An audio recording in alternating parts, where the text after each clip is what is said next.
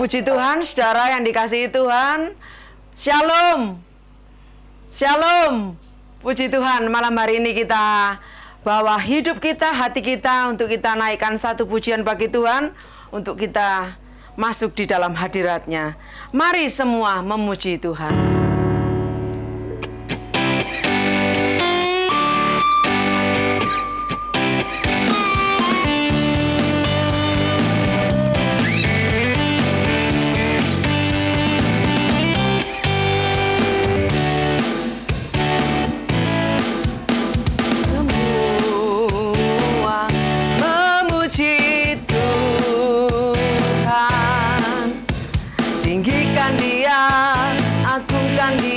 Dalam hidupmu, tanggalkan bebanmu yang merintangimu.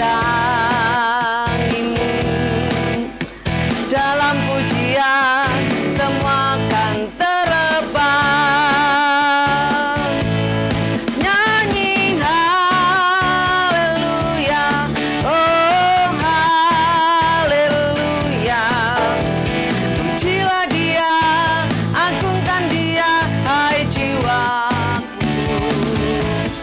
Nyanyi haleluya, oh haleluya. Pujilah Dia, muliakan Dia namanya. Mari semua memuji Tuhan. Tinggikan Dia, agungkan Dia, hai jiwaku. Tanggalkan bebanmu yang merintangimu.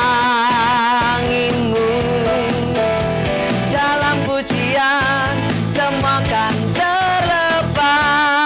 Nyanyi haleluya. Nyanyi haleluya, oh haleluya.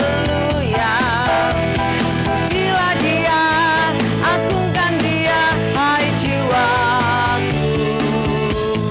Nyanyi haleluya, oh haleluya. Pujilah Dia, muliakan Dia selamanya. Nyanyi haleluya. Nyanyi haleluya, oh haleluya. Pujilah Dia, agungkan Dia, hai jiwaku. Nyanyi haleluya, oh haleluya. Pujilah Dia, muliakan Dia selamanya. Puji nama Tuhan. Mari kita puji Dia selamanya, karena Bapa kita adalah Bapa yang sungguh baik. Bapa, Engkau sungguh baik.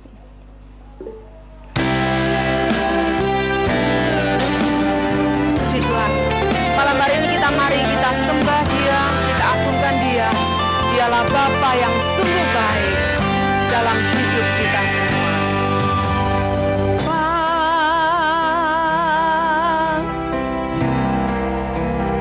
Engkau sungguh baik, kasih-Mu melimpah, kasih-Mu melimpah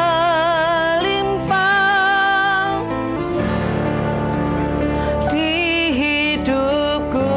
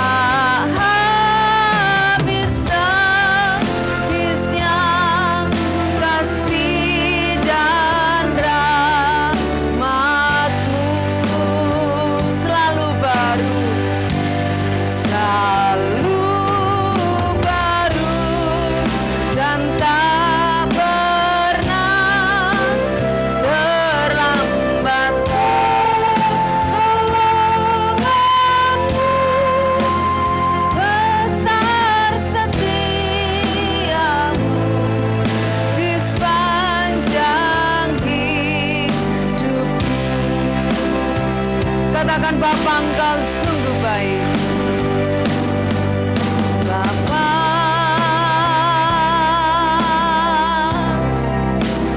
Engkau sungguh baik. Kasih-Mu melimpah di hidupku. Bapa, Engkau sungguh baik. Bapa,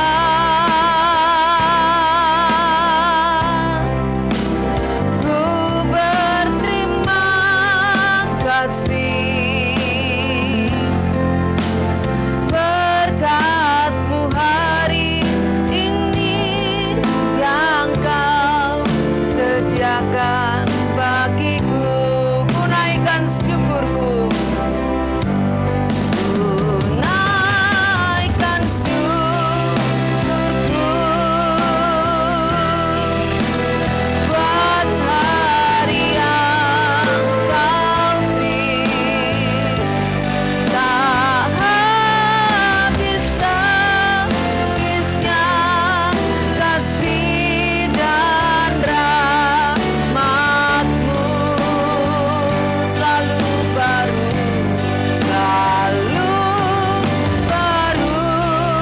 dan tak pernah terlambat.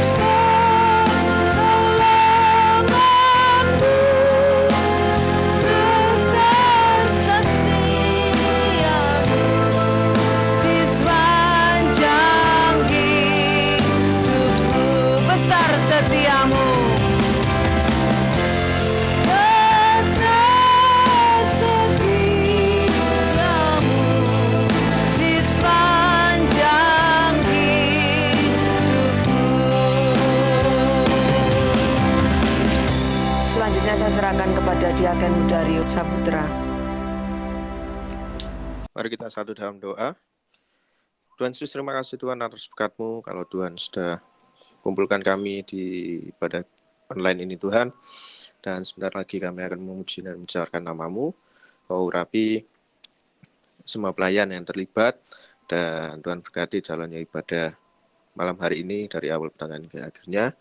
Dalam kuasa tangan Tuhan, khususnya untuk berkat firman yang akan disampaikan oleh hamba-Mu. Kami yakin firman-Mu dapat menjadi penolong untuk kehidupan kami Tuhan. Terima kasih Tuhan, terima kasih. Dalam nama Tuhan Yesus Kristus kami telah berdoa dan bersyukur. Haleluya. Amin. Amin. Puji nama Tuhan, kita akan sambung pujian kita kembali. Tak pernah kecewa mengiring Yesus.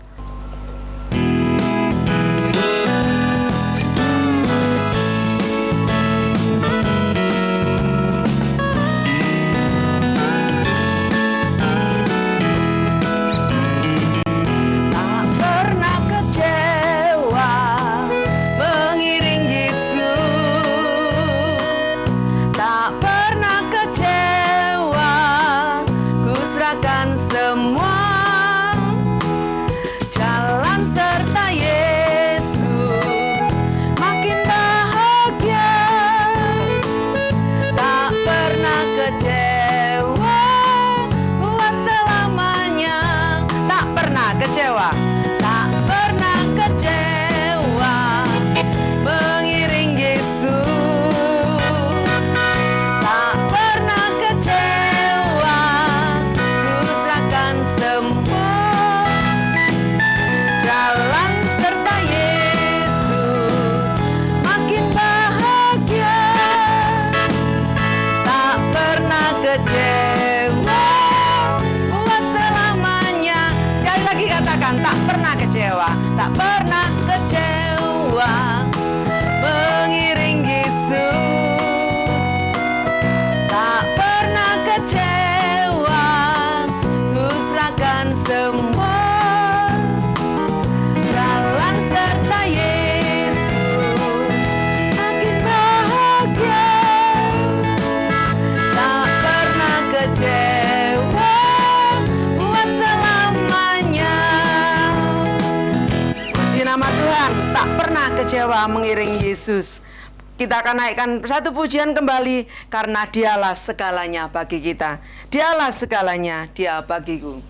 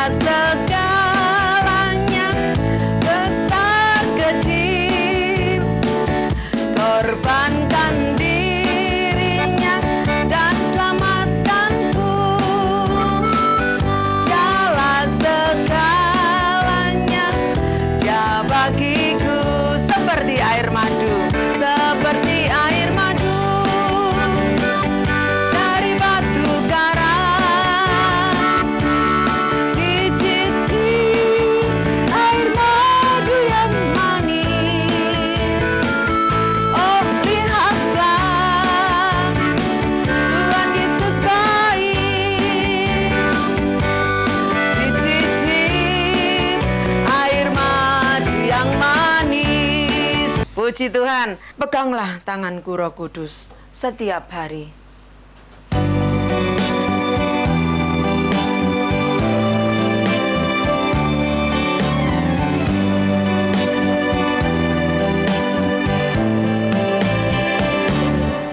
Peganglah tanganku Roh Kudus setiap hari. Ku tak dapat jalan sendiri tanpa Roh-Mu. Bawalah diriku kepada jalan kebenaran, agar ku tidak tersesat mengikuti jalan-Mu. Kudus, kudus Tuhan. Kudus, kudus Tuhan, kudus nama-Mu. Ku beri syukur dalam simponi indah. Ajaib, ajaib Tuhan, ajaib nama-Mu. Nama yang beri menang, Yesus namanya. Peganglah tanganku Roh Kudus, peganglah tanganku Roh Kudus setiap hari. Ku tak dapat jalan sendiri tanpa Roh-Mu. Bawalah diriku kepada jalan kebenaran, agar ku tidak tersesat mengikuti jalan-Mu. Kudus, kudus Tuhan. Kudus, kudus Tuhan, kudus nama-Mu. Ku beri syukur dalam simponi indah. Ajaib, ajaib, ajaib Tuhan, ajaib nama-Mu. Nama yang beri menang, Yesus namanya. Puji nama Tuhan. Untuk doa firman Tuhan, saya serahkan kepada Bapak Diaken Indra Wijaya. Terima kasih Bapak, terima kasih. Biarlah Tuhan, seperti pujian yang boleh kami naikkan Tuhan, kami percaya Tuhan, Engkau yang senantiasa Tuhan memegang tangan kami, Engkau yang senantiasa menuntun kami Tuhan. Tiba saatnya Tuhan kami boleh Tuhan dikuatkan Tuhan untuk Tuhan menerima firman-Mu. Biarlah Tuhan Kau berkati Bapak Gembala, Kau berkati kami untuk boleh dikuatkan untuk melalui hari-hari kami senantiasa berpegang teguh hanya pada Tuhan saja. Terima kasih Tuhan, Engkau yang beracara, Engkau yang berkarya, dan kami percaya segala puji, hormat, kemuliaan hanya bagi nama-Mu Tuhan. Terima kasih Tuhan, hanya di dalam satu tangan nama satu Tuhan Yesus Kristus, Tuhan dan Selamat Allah kami yang hidup. Kami alaskan doa dan permohonan kami. Haleluya Tuhan, haleluya, amin. Amin. Puji Tuhan, selamat malam saudara-saudara. Kita jumpa lagi di dalam kasih Kristus. Untuk semua keluargaku dimanapun saudara berada. Saya tetap berdoa buat saudara-saudara. Seperti saudara juga mendoakan saya. Mendoakan kami, seluruh tim pelayan pengerja Tuhan di pastori ini. Bahkan saya yakin Anda semua juga mendoakan untuk tim admin ya di tempat yang terpisah. Dan terus kami bekerja didampingi para volunteer, ya, relawan-relawan Kristus yang penuh dengan kesetiaan.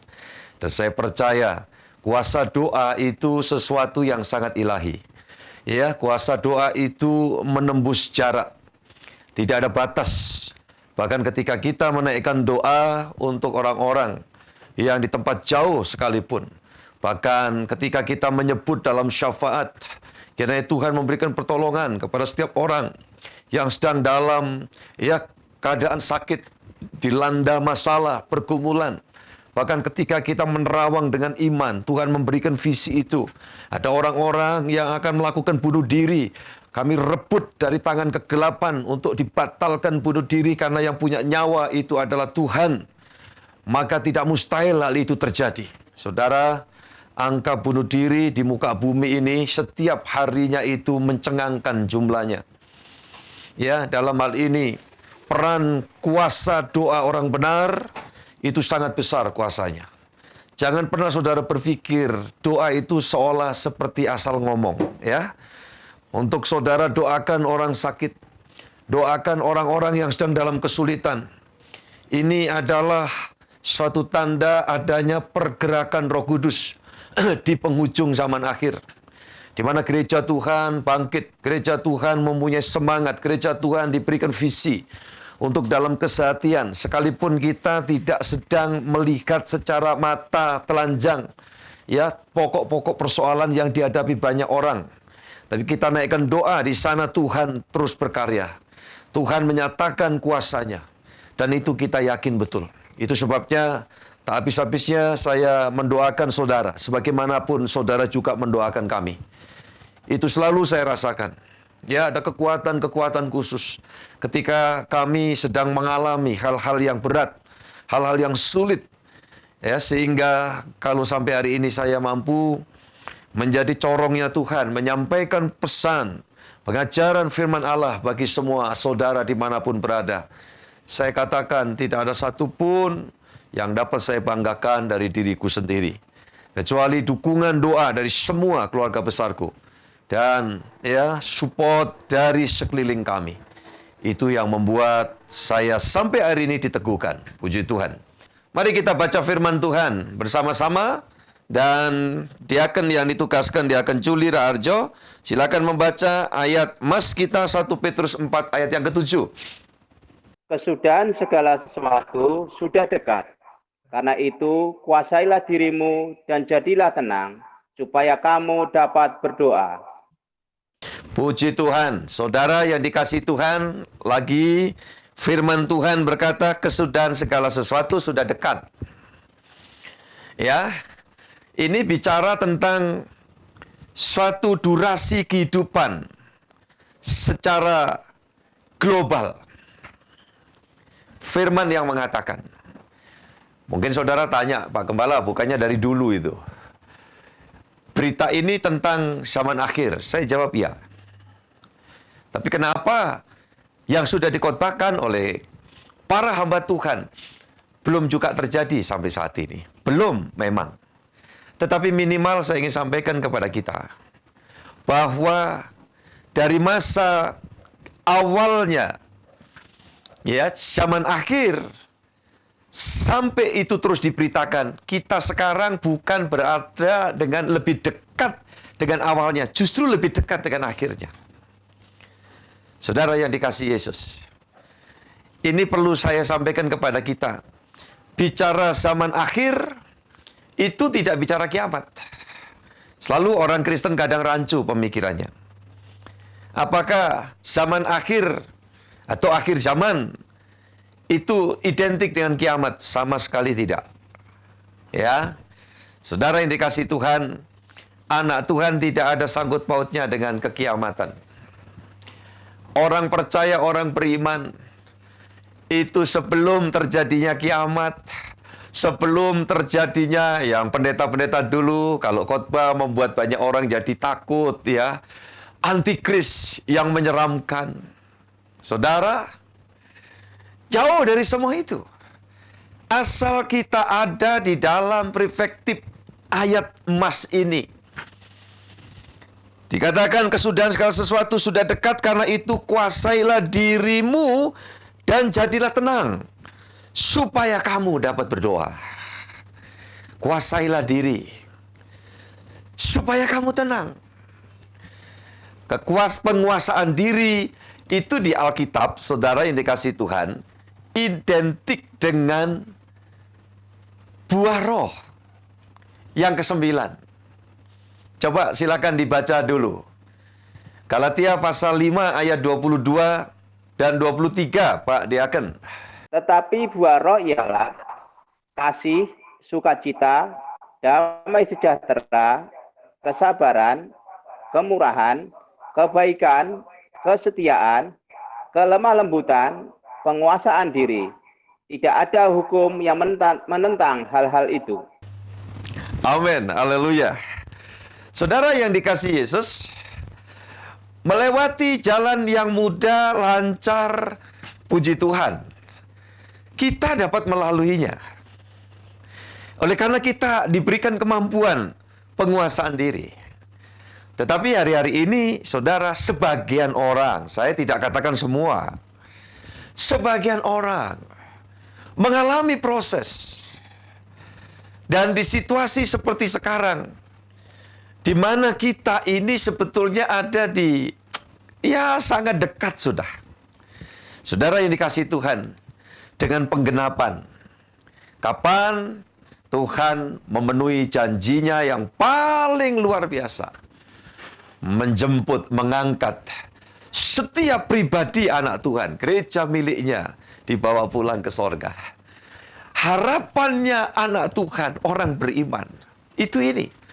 Di dunia ini saya mau katakan buat kita selagi masih dikasih umur panjang, kita dapat berkiprah, kita bisa ya di dalam memperjuangkan segala sesuatu, meraih cita-cita dan sebagainya, oke. Tetapi saya ingin katakan buat kita semua, contoh situasi seperti sekarang, nyaris tidak ada bedanya. Orang yang punya duit banyak dan orang yang duitnya sedang-sedang saja. Iya kan? Kalau tidak memiliki pengharapan, adanya penyertaan, perlindungan, anugerah Tuhan, manusia panik dibuatnya. Menghadapi banyak hal. Ya. Mau mengolah makanan sendiri, barangkali ribet. Mau membeli makanan, ada sebagian orang ragu-ragu nanti terkontaminasi dengan virus ya. Saudara, di rumah saja, tidak pergi-pergi, ya suntuk katanya. Mau pergi-pergi juga lihat berita, tiap kali dengar, tonton TV sebentar. Aduh, infonya di mana-mana sedemikian rupa. Dan saya mau katakan, ini pelajaran penting buat kita. Saudara yang dikasihi Yesus, di dalam situasi seperti ini, yuk kita sama-sama betul-betul menguasai kehidupan, menguasai diri, menyerahkan hak kita untuk diambil alih oleh Tuhan, sehingga doa kita yang kita naikkan kepada Bapa itu ada menjadi bagian dari ya kerelasian yang begitu erat, yang begitu dekat. Ada banyak orang yang berdoa, nampak sungguh-sungguh di dalam doanya, tetapi tidak ada penguasaan diri. Ingat, dikatakan di dalam firman, ini merupakan lanjutan dari apa yang saya sampaikan pada ibadah PA yang lalu, saudara yang dikasihi Tuhan. Bahwa kesudahan segala sesuatu sudah dekat. Dan ini Tuhan minta supaya kita betul-betul memahami untuk membangun suatu fellowship, persekutuan yang begitu erat ya dengan Bapa kita. Saya mau katakan, ayo, kita masih belum mengerti apa saja yang bakal terjadi di dalam masa-masa, ya, di zaman yang sudah di penghujungnya akhir, walau kita tidak tahu kapan itu terjadinya, untuk kita benar-benar menjalin satu hidup kebersamaan dengan Tuhan. Mungkin saudara ingat, berita pranatal, Natal sampai menjelang pergantian tahun yang saya sampaikan dari kebenaran firman. Saya ingin meyakinkan bahwa ada Immanuel. Dan itu yang menjadi harapan orang percaya. Maka kalau orang percaya memiliki harapan dan dilontarkan itu di dalam persekutuan ibadah yang adalah bagian dari doa, saudara yang dikasihi Tuhan, disertai dengan penguasaan diri. Artinya apa? Mau dibawa dalam kekhawatiran, kita tidak mau. Oh enggak, khawatirku kuserahkan kepada Tuhan. Wah, nanti kalau kamu sakit, kena sakit ini nanti kamu mati. Katakan, hidupku untuk Kristus, mati adalah keuntungan. Selalu kita mempertaruhkan seluruh keberadaan kita sesuai dengan apa yang dijanjikan Tuhan. Dan modal kontribusi yang kita lakukan tidak lain dan bukan adalah penguasaan diri. Saudara-saudara yang dikasihi Yesus, saya mau sampaikan kepada kita, dari satu sisi, masa zaman akhir ini, saudara yang dikasihi Yesus, menunjuk pada suatu masa yang bukan pendek. Makanya kalau tahun 80-an, banyak pendeta, waktu saya terhitung baru bertobat, selalu khotbah tentang akhir zaman. Ya, dan selalu sampai hari ini banyak orang yang balik tanya kepada saya, Pak, akhir zaman itu sebetulnya apa? Tadi saya sudah katakan, apakah itu kiamat? Enggak juga. Sekarang coba saya sudah sampaikan dari satu sisi tentang kita berdoa tetapi harus dalam penguasaan diri, kuasai pikiran, kuasai perasaan supaya nggak baperan. Kuasai ya seluruh keberadaan kita. Tunduk kepada firman. Supaya apa? Tidak gampang diguncangkan oleh kuasa gelap. Karena kapanpun Tuhan datang buat kita, itu bukan hal yang menakutkan. Berita akhir zaman ujungnya Tuhan datang, itu adalah berita yang menghiburkan buat kita, orang percaya. Itu sebabnya saya sampaikan malam hari ini, buat semua saudaraku, keluargaku, dimanapun saudara berada. Coba kita rilis dulu di dalam Ibrani pasal 1, ayat 1 dan 2. Ibrani pasal 1, ayat 1 dan 2. Setelah pada zaman dahulu, Allah berulang kali dan dalam berbagai cara berbicara kepada nenek moyang kita dengan perantaraan nabi-nabi.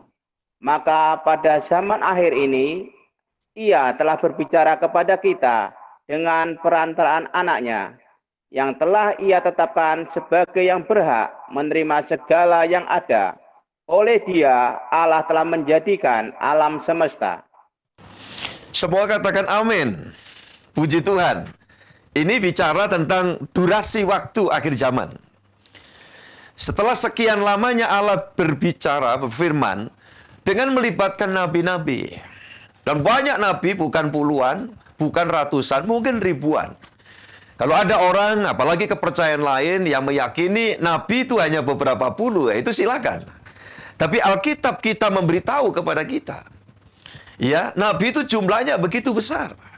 Karena waktu itu ada sekolah nabi. Elia punya sekolah nabi. Mungkin Elisa, setelah dia menerusi, ya, Elia, dia punya sekolah nabi. Dan jumlah murid-muridnya begitu banyak.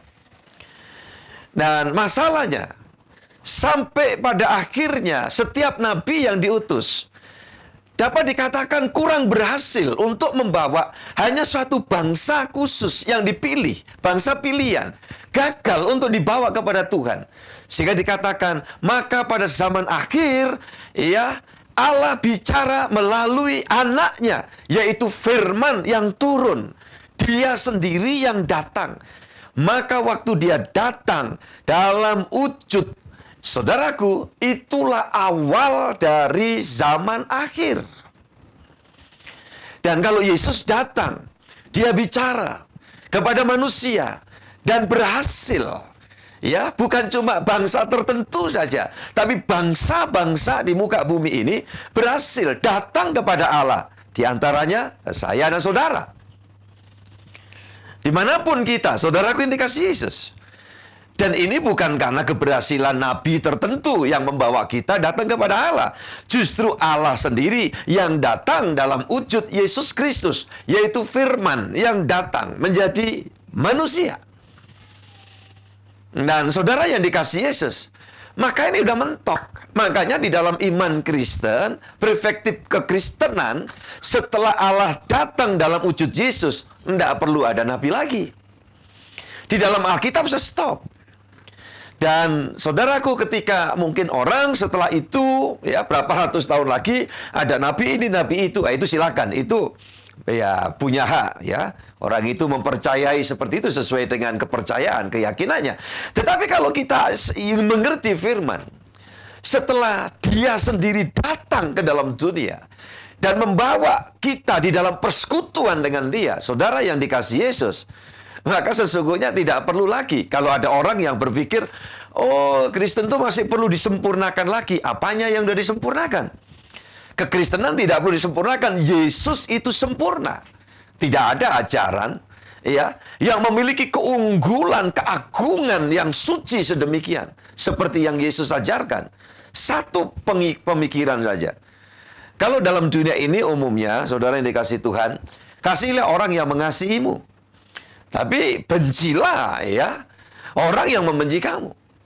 Tetapi Tuhan Yesus tidak demikian ajarannya. Bahkan kasihilah orang yang memusuhi kamu. Ya, sulit Pak itu memang. Tetapi ini menunjukkan tingkat keagungan pengajaran surgawi. Dan dari situ kita semakin mengerti bahwa yang bicara kepada kita levelitasnya itu bukan cuma manusia yang jadi utusan Tuhan. Tetapi levelitasnya adalah dia yang turun dari ketinggian ke bawah. Maka Yesus mengatakan, tidak perlu dibaca ayatnya ini dalam Yohanes pasal yang ke-8, ayat yang ke-23 umpamanya. Aku datang dari atas, tapi kamu dari bawah. Dan saudara yang dikasihi Yesus Kristus, ini menunjukkan bahwa semua message yang dibawa oleh Yesus itu datangnya dari atas. Maka tingkat keagungannya, saudara, tidak ada yang memadai. Maka kalau ada orang berpikir, wah ini masih perlu disempurnakan. Yang perlu disempurnakan kitanya. Yesusnya itu maha sempurna. Yang setuju angkat jempol saudara. Ya. Saudara-saudara yang dikasih Tuhan. Dia sangat-sangat maha sempurna. Itu sebabnya dia dapat mengatakan, aku jalan, kebenaran, dan hidup. Tidak seorang pun dapat datang kepada Bapa kecuali bersama-sama dengan aku. Dan dalam hal ini jangan saudara kemudian terus berpikir, kok Yesus berkata datang kepada Bapa, siapakah dia? Dia adalah firman, dia yang keluar dari Bapa. Dan dia menunjukkan kehadiran Bapa yang tidak terlihat. Dia menyatakan diri dalam wujud supaya manusia dapat diajak bicara dan dapat dibawa pulang ke rumahnya. Sehingga di dalam Yohanes pasal 10 ayat yang ke-30 Tuhan Yesus berkata, aku dan Bapa adalah satu. Puji Tuhan. Ini sudah tegas, jelas. Saudara yang dikasihi Yesus, kalau kita tahu prinsip ini, aduh, kita punya juru selamat yang memberikan kepastian luar biasa buat kita semua. Baik Pak Gembala, saya tahu sekarang awal dari zaman akhir itu adalah saat Yesus datang. Lantas akhirnya dari zaman akhir itu kapan? Apakah kiamat? Sekali lagi saya katakan stop. Kita tidak ada sangkut pautnya dengan kekiamatan, saudara. Tetapi akhir dari zaman akhir adalah waktu Yesus datang menjemput gerejanya. Nah sekarang dalam durasi waktu masa penantian ini, kalau kedatangan pertama kita sudah jelas tahu itu peringatan Natal 2000 tahun silam. Tetapi kapan dia datang yang kedua kali? Saat dia tidak mengangkat gerejanya, dibawa pulang ke angkasa, ke kerajaan sorga. Itu kapan? Tidak ada yang tahu. Yesus sendiri juga mengatakan secara diplomatis, malaikat-malaikat tidak tahu. Anak pun tidak tahu kecuali Bapa. Saya katakan dalam tanda kutip itu diplomatis. Bukan berarti Tuhan tidak tahu, karena Tuhan Yesus mengatakan bahwa apa yang ada dalam Bapa itulah yang kusampaikan. Jadi tidak ada keterpisahan antara Yesus dengan Bapa surgawi, karena dia sesungguhnya adalah ejowanta, inkarnasi. Dia datang, firman itu menyatakan diri. Hal ini Tuhan sampaikan supaya kita sebagai anak-anak Tuhan itu tidak berpikir kapan dia datang. Itu tidak penting. Asal hari-hari ini terus kita dalam persekutuan dengan Tuhan. Dan kita menguasai diri kita. Untuk apa? Menyerahkan hak. Ketika kita menghadapi tantangan hidup, kita belajar untuk aku belajar berserah kepadamu. Seperti ada nyanyian lama yang jarang kita nyanyikan sekarang. Aku berserah, aku berserah pada Yesus Juru Selamat. Aku berserah. Ini seperti Yesus waktu di Taman Getsemani. Bapa, kalau boleh cawan ini lalu daripadaku. Ini sebetulnya memberikan satu pengajaran, contoh. Bahwa waktu dia hadir dalam wujud manusia, dia belajar untuk apa? Menguasai diri. Dan dalam pengertian belajar ini untuk memberikan pembelajaran buat kita. Saudaraku yang dikasihi Yesus, menjadi suri teladan. Ini yang Tuhan ingin supaya kita tahu. Di Taman Getsemani itu kalau boleh cawan ini lalu daripadaku. Sampai sekian kali. Dan akhirnya Tuhan berkata, tapi jangan kehendakku yang jadi, biarlah kehendakmu yang jadi. Ini artinya apa? Pelepasan hak. Saudara-saudara yang dikasihi Yesus. Pelepasan hak untuk suatu kepentingan yang lebih besar. Jadi saudara-saudara, Tuhan mau dalam masa ini kita betul-betul hidup di dalam persekutuan dengan Dia. Supaya di keadaan yang dikatakan oleh firman Allah, segalanya sudah mendekati kesudahannya. Ini berarti ada satu hal yang perlu kita semua tahu. Apa yang dikerjakan Tuhan di masa dia datang yang pertama dan dia akan datang yang kedua. Ayo kita baca beberapa ayat yang dikerjakan Tuhan dan apa yang dilakukan iblis dan apa yang seharusnya kita kerjakan. Ayo beberapa ayat silakan dibacakan saudara-saudara. Pak Juli Rarjo, Kisah Rasul 3 ayat 21. Kristus itu harus tinggal di surga sampai waktu pemulihan segala sesuatu, seperti yang difirmankan Allah dengan perantaraan nabi-nabinya yang kudus di zaman dahulu. Puji Tuhan. Haleluya. Dikatakan di sini ada satu misi di kurun waktu sebelum Yesus kembali menjemput gerejanya. Dia sedang memberikan kesempatan proses pemulihan. Kekristenan sudah sempurna, apalagi Yesusnya, dia maha sempurna. Tetapi anak-anak Tuhan, orang yang dikenal sebagai orang Kristen, ini masih belum sempurna. Asal kita mau terus hidup dalam persekutuan dengan Tuhan, dengan menguasai diri, dengan berdoa, maka hati kita, hidup kita tenang. Di situ Tuhan akan membentuk, mengerjakan terus kehidupan kita sebagai orang percaya. Inilah masa sebelum dia datang. Kenapa? Dia ada di sorga. Supaya kita mau belajar sungguh-sungguh. Haleluya, saudaraku. Lanjut, kita akan baca di dalam Yohanes pasal 14 ayat yang ketiga. Apa tujuannya Tuhan meninggalkan dunia, dia naik ke surga? Ini Alkitab kita itu jelas luar biasa. Dan apabila aku telah pergi ke situ dan telah menyediakan tempat bagimu, aku akan datang kembali dan membawa kamu ke tempatku, supaya di tempat di mana aku berada, kamu... Haleluya, puji Tuhan. Saudara-saudara yang dikasihi Tuhan, sudah jelas saudara punya kerinduan kan? Seperti yang Alkitab katakan bahwa aku pergi ke sana untuk menyediakan tempat bagimu. Olehnya nanti kalau saudara mengintip ya kitab Wahyu, diterangkan pada waktu semuanya selesai akan diturunkan, dikatakan langit dan bumi baru, Yerusalem baru yang turun dari sorga. Di sanalah nanti endingnya, tempat orang percaya ya, kehidupan yang sudah dipulihkan secara sempurna karena Tuhan menyempurnakan dan akan membawa ke sana. Saudara yang dikasihi Tuhan, bumi yang kita pijak ini ada batas waktu. Kita tidak harus bicara yang pamali.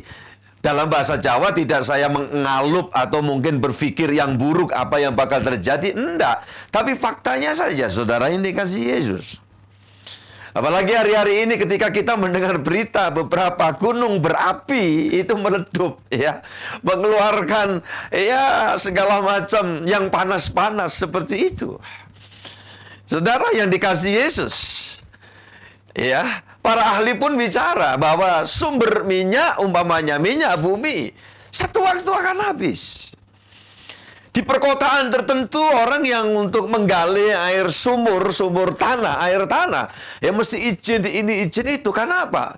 Dalam penelitian dikhawatirkan air tanah itu sudah semakin menipis, ya persediaannya.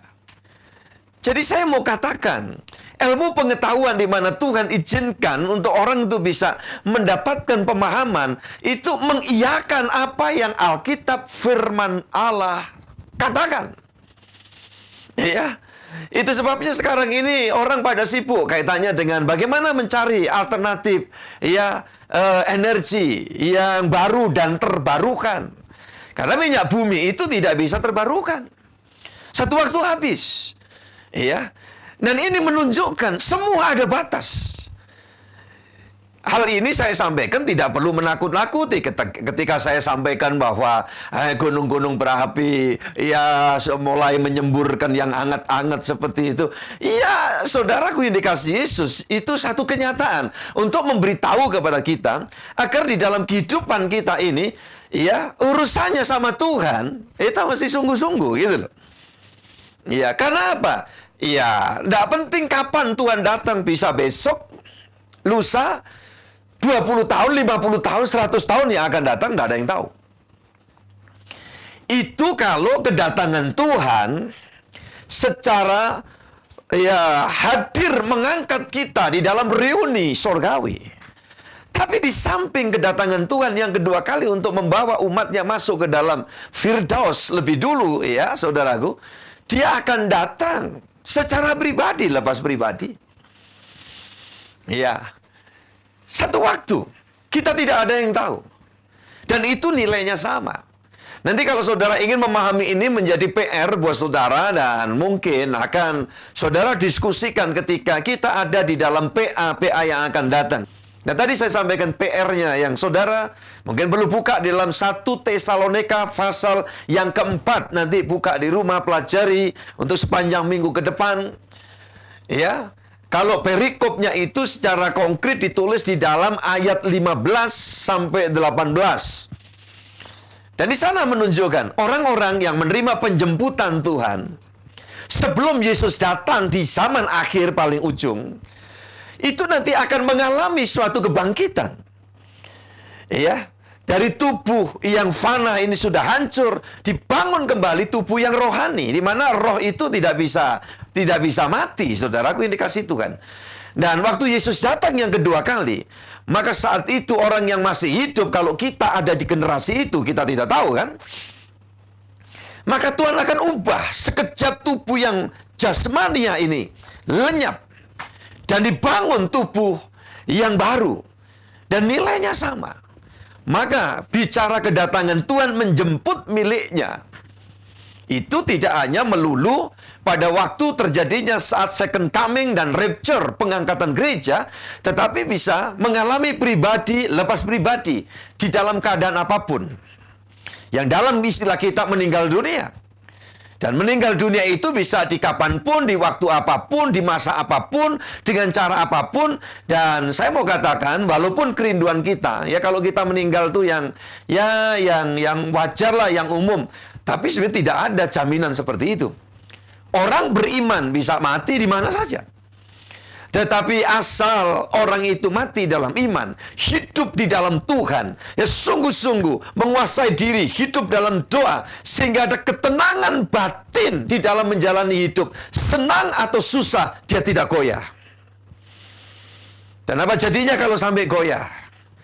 Ya, satu contoh di dalam Lukas pasal yang ke-10 ayat yang ke-30, adanya orang yang turun dari Yerusalem ke Yeriko. Itu menunjukkan apa? Yerusalem itu tempat doa. Tetapi orang yang berdoa ini sayangnya tidak ada penguasaan diri. Ya, tidak memberikan kesempatan buah-buah roh itu tereksplor di dalam hidupnya. Sehingga ada tawaran manis. Seolah-olah di Yeriko itu ada hal-hal yang lebih indah. Sehingga setelah dia doa, dia turun. Dan akhirnya apa yang terjadi? Di tengah jalan dia ketemu dengan penyamun.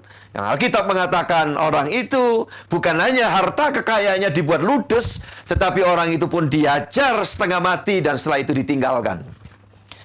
Dan ini menggambarkan orang doa, orang ibadah, tetapi tidak mau melatih kehidupannya. Malam ini pesan Tuhan buat kita semua yang setuju, angkat jari saudara, angkat jempol saudara, dan katakan bersama dengan saya, aku siap terus dibentuk oleh Tuhan. Amin. Amin. Amin. Yang muda, yang midlife, yang sangat senior, lanjut usia, sama-sama kita menerima tugas dari Tuhan untuk terus berada di Yerusalem. Hidup dalam kuasa doa, tetapi dalam penguasaan diri, supaya kita tidak gampang diombang-ambingkan oleh berbagai macam tipu muslihat kuasa gelap. Karena kalau dua hal ini tadi yang dikerjakan Tuhan dalam masa awal akhir zaman, sampai akhirnya zaman akhir itu, Tuhan mengerjakan, dia sediakan sorga, dia membuat pemulihan. Tapi apa yang dikerjakan iblis? Mari kita baca sama-sama di dalam Lukas. Puji Tuhan, pasal 22 ayat 31. Silakan Pak Juli Raharjo. Simon, Simon, lihat, iblis telah menuntut untuk menampi kamu seperti gandum. Ini yang iblis lakukan, ini yang iblis inginkan, saudaraku. Makanya dikatakan di dalam kitab Efesus, Paulus dalam wahyu Tuhan, dia bicara. Ingat, hari-hari ini adalah hari yang jahat. Iya, kenapa hari-hari ini jahat? Tahu, masanya sudah dekat. Iblis kerja lembur. Kalau tahun 80-an orang meraba-raba masalah pekerjaan antikris dan lain sebagainya. Ya. Dan sampai sekarang orang bicara tentang microchip yang dipasang di dahi, yang di tangan dan lain sebagainya. Sampai ada isu juga yang sempat barangkali membuat orang rada risau. Karena proses vaksin itu dikatakan di dalamnya seolah-olah ada ya microchipnya yang akan menandai setiap orang dan orang itu akan terpantau dimanapun ya. Saudara-saudara yang dikasihi Yesus. Hari-hari ini perlu saya sampaikan kepada kita semua bahwa sebetulnya kalau itu dianggap bagian dari pekerjaan antikris, semua itu sudah jalan. Tiap orang sekarang pegang handphone, ya, smartphone. Dan bukankah saudara tahu, ya, semua seluruh data saudara, ya, hari-hari ini kan ada di situ. Dan masalahnya apakah kita bisa menghindari teknologi komunikasi yang memang kita akui satu sisi itu Tuhan izinkan.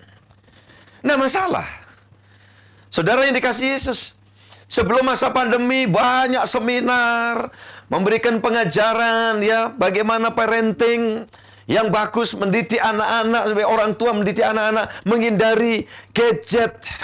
Bagaimana setelah pandemi? Justru gadget dipakai ini. Sistem belajar mengajar secara daring. Betul ya, ibu-ibu guru di sini ya. Pak-pak guru ya. Yang semula barangkali juga rada-rada ya guru-guru yang tidak terlalu paham, mesti belajar. Dan anak muridnya semua juga diharapkan tuh dia punya ini. Nah, saudara-saudara yang dikasihi Yesus. Sekarang masalahnya salahkah? Kalau ini digunakan untuk kepentingan pekerjaan, untuk kepentingan pelayanan. Hari ini pun kita juga memakai fasilitas ini, saudara-saudara. Alat telekomunikasi. Masalahnya sekarang ini, Kitalah yang menentukan adakah penguasa dunia atau iblis itu kemudian ya membuat bulan-bulanan kepada manusia. Itu tidak bisa serta-merta iblisnya sendiri melakukan, kecuali orangnya itu sendiri. Satu evaluasi sederhana, berapa menit yang kita pakai alat gadget itu untuk memuliakan Tuhan, dan berapa banyak yang membawa kita paling tidak menyanyiakan waktu hanya untuk hal-hal yang tidak jelas. Saudara-saudaraku, saya sedang bicara menyanyiakan waktu. Jangan menyanyiakan waktu. Tolong ucapkan bersama dengan saya. 1, 2, 3. Jangan menyanyiakan waktu. Kalau saudara ngirim ya broadcast, hal-hal yang bagus itu pun dicek dulu. Kadang-kadang ada bagus tetapi itu juga hoak umpamanya. Dicek dulu. Saudara-saudara yang dikasihi Yesus Kristus. Dan saya mau katakan, kalau mau melihat ini bagian dari pekerjaan iblis, ini juga bagian di mana anak Tuhan kehilangan waktu yang penting untuk kemuliaan Tuhan. Itu sebabnya saudara yang dikasihi Yesus. Di sini Tuhan Yesus mengatakan kepada Simon Petrus yang malam ini saya rilis karena Tuhan bicara buat kita semua. Simon, gerejaku, ketahui iblis menuntut untuk menampi kamu seperti gandum. Dan dia cari, dia usaha seperti singa yang mengaum-aum, mencari orang yang dapat ditelannya. Saya ingin katakan kepada ibu, bapak, dan saudara-saudaraku, anak-anakku, pemuda-pemudi, bahkan remaja-remaja, cucu-cucuku semua. Ingat, hidup ini singkat dan Tuhan ingin hidup kita menjadi berarti. Untuk itu, ada di dalam topik khotbah malam ini, kuasai diri dalam doa ya di zaman akhir ini, supaya kehidupan kita tenang dan kita dapat melewati segala sesuatu sampai kita kelak kalau Tuhan izinkan menyambut dia datang mengangkat gerejanya. Tetapi kalau toh kita sedang menerima panggilan secara personal, secara pribadi, kita akan melepaskan semua. Kita tutup mata dan kita buka mata kita dalam pelukan Tuhan Yesus. Dan Yesus berkata, hambaku yang setia, masuklah dalam kesukaan Tuhanmu untuk selama-lamanya. Itu sebabnya malam ini saya ingin sampaikan, ayo kita terus dalam penguasaan diri berdoa, atau berdoa dengan penguasaan diri. Kalau ada di Yerusalem, jangan turun ke Yeriko. Kalau ada di Bethlehem, jangan kemudian turun ya ke Moab. Saudara-saudara yang dikasihi Yesus, Tuhan tahu kemampuan kita. Untuk itu yang penting kita mau melekat sama dia. Dan Tuhan berdoa seperti di dalam Lukas 22 ayat 32. Silakan Pak bacakan. Pak Juli Raharjo. Lukas 22 ayat 32. Tetapi aku telah berdoa untuk engkau, supaya imanmu jangan gugur. Dan engkau, jikalau engkau sudah insaf, kuatkanlah saudara-saudaramu. Puji Tuhan, haleluya. Tuhan katakan, aku berdoa. Untuk siapa? Untuk Simon. Untuk siapa? Untuk kita, untuk gerejanya. Itu sebabnya waktu dia terangkat, ya, di awal masa zaman akhir itu, terangkat, tangannya terangkat sambil memberkati gereja Tuhan. Sampai hari ini, gereja terus ada di dalam berkat Tuhan. Dari situ juga menunjukkan satu pemikiran doktrin yang jelas. Yesus tidak butuh apa-apa dari kita. Yesus ya cukup dengan kekuasaan dan kemahakuasaannya. Dia terus mengangkat tangan dan memberkati kita. Dimanapun kita ada, apapun yang sedang kita alami hari ini, saudaraku yang dikasihi Tuhan, jangan gentar, jangan khawatir. Engkau hidup terus di dalam kuasa doa, nikmati hadiratnya. Ibaratnya kalau engkau di Yerusalem, jangan turun. Kalau engkau masih lagi di bawah, di Yeriko, di Moab, atau di tempat yang tidak pas sebagai anak Tuhan, tinggalkan itu dan kembalilah ke Yerusalem. Seperti yang dilakukan oleh Ruth mengikuti langkah Naomi yang sudah sempat jatuh dan karut-marut. Sampai waktu dia kembali ke Yerusalem, semua kawan-kawannya memanggil, Naomi apa kabar? Naomi katakan, jangan panggil aku Naomi lagi. Sebab aku telah mengalami kepahitan. Panggil aku Mara. Mara itu satu negeri yang airnya semuanya pahit. Waktu perjalanan Israel melewati negeri itu. Nah, saudaraku ini kasih Tuhan, apa yang terjadi? Setelah ada di Yerusalem, Tuhan campur tangan, Tuhan memulihkan. Maka hari-hari ini, ketika saudara sadar posisiku tidak pas, cepat naik ke Yerusalem, hidup dalam kuasa doa. Dan di situ Tuhan, kuasa doanya memberkati kita, sehingga semua keadaan dapat kita lewati bersama dengan Yesus. Yang percaya katakan amin. Tuhan memberkati kita semua. Haleluya. Amin. Puji Tuhan, saudara-saudara yang dikasihi Yesus. Mari kita bersama mengucapkan syukur kepada Dia. Semua kita tunduk kepala dan kita berdoa. Terima kasih Bapa di dalam sorga, kami mengucap syukur untuk kebaikan dan anugerah Tuhan yang sudah diberikan kepada kami. Malam ini dapat menikmati hari yang istimewa. Kami dalam melaksanakan ibadah, Engkau menuntun kami sepanjang bulan Februari dan seterusnya. Kami akan jalani dalam kemenangan bersama dengan Tuhan. Dan kami mau meningkat terus hidup di tengah-tengah situasi yang semakin tidak jelas. Kami yakin dan percaya rencana Tuhan hebat, tapi dari sisi lain ada kuasa yang lain yang ingin menjatuhkan, ingin mencobai, ingin mendatangkan hal-hal yang tidak diinginkan. Tapi semua tidak akan terjadi kalau kami melekat kepada Tuhan. Maka hanya yang diizinkan Tuhan saja yang terjadi, yang direncanakan Tuhan baik itu saja yang terjadi. Dan semua kami akan mengalami rencana Tuhan yang indah. Itu sebabnya ya Allah, jika kapanpun Sang Kristus datang kedua kali, silakan. Dan kami rindu bertemu dengan Engkau. Kapanpun itu dalam posisi kami sebagai orang yang beriman, orang yang sungguh-sungguh hidup dalam doa dengan penguasaan diri, menyerahkan hak kami kepada Tuhan, biar rencana Tuhan jadi dalam hidup kami.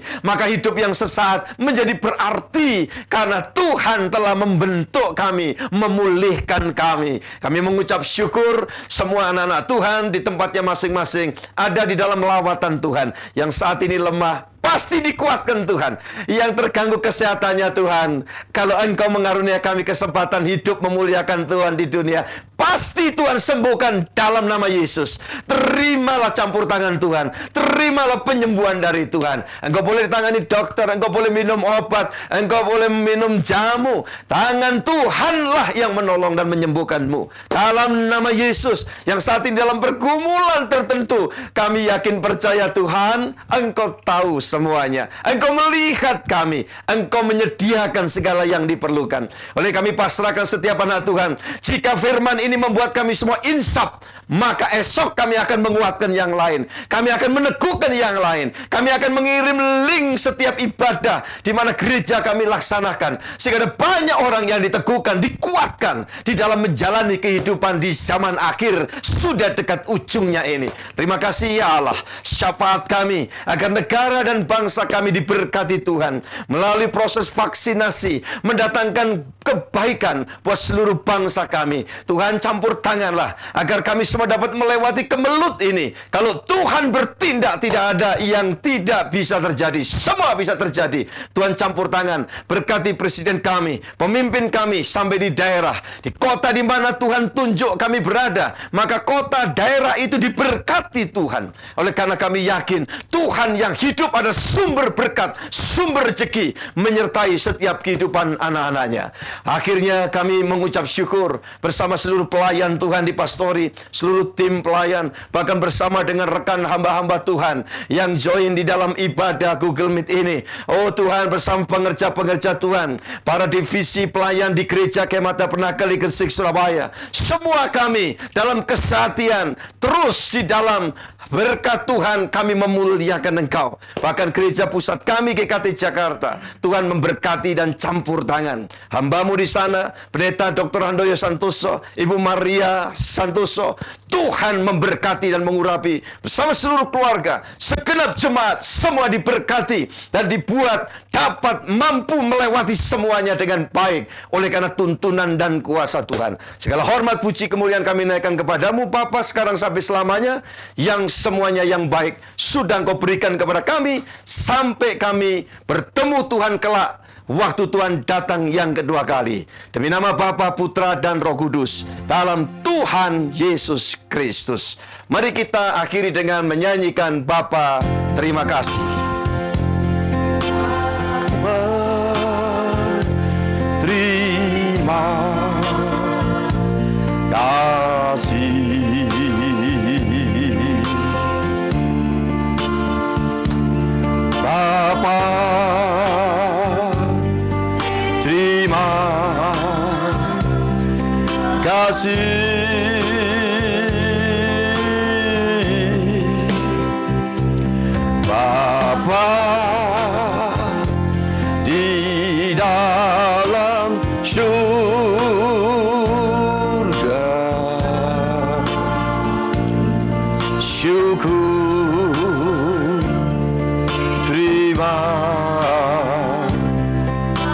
kasih.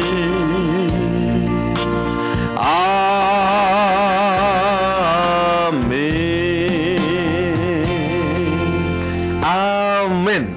Tuhan memberkati saudara semua, dan bahkan saya setiap waktu mendoakan setiap persembahan yang saudara unjukkan kepada Tuhan. Tuhan akan selalu mengingat dan menjawab setiap apa yang menjadi permohonan saudara. Tuhan memberkati kita semuanya. Amin.